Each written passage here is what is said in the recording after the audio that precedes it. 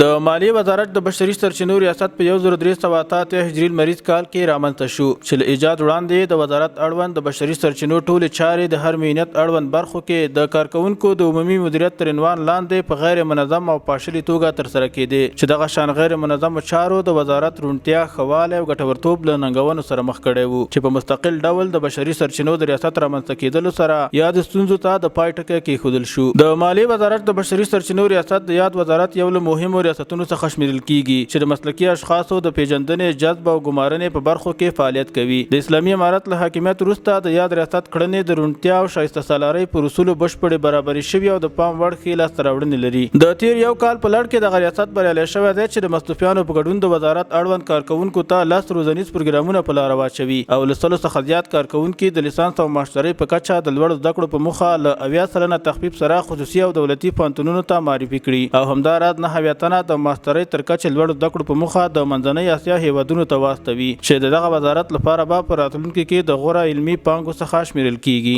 بشري سرچینو ریاست د مالیې وزارت په چوکاټ کې دا مسؤلیت لري چې یو واري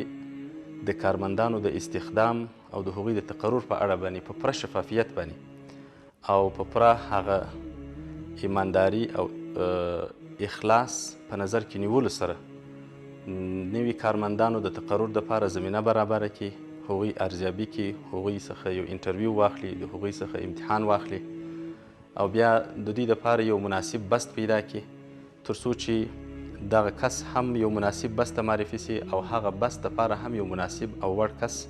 انتخاب سي تر څو کارونه په شفاف او ښه ډول باندې مخ ته ولاړ سي. د کارکونکو لپاره د ظرفیت لوړونې د پراخو روزنیزو پروګرامونو په لاره اچولو ترڅنګ د یاد ریاست له لوري 9 تنه متخصصین د دولتي شرکتونو لپاره، 2 تنه متخصصین د معلوماتي ټکنالوژۍ عمومي ریاست ته، د وزارت د مقام د حکم پر اساس 3 تنه مشاورین د وزارت مقام ته، 2 تنه متخصصین د افمس سیستم لپاره د خزاینو ریاست ته او د مالیې وزارت د سهم لرونکو بانکونو لپاره یې 15 تنه د نظار هیئت په توګه معرفي کړي دي او همداراز د ټول هیواد په کچه د 1058 په مقطع بستونو لپاره د لیسانس او ماسټرۍ په کچه نوماندان یې د آزادې سیالۍ له لارې په رڼه توګه په دندو ګمارلي دي.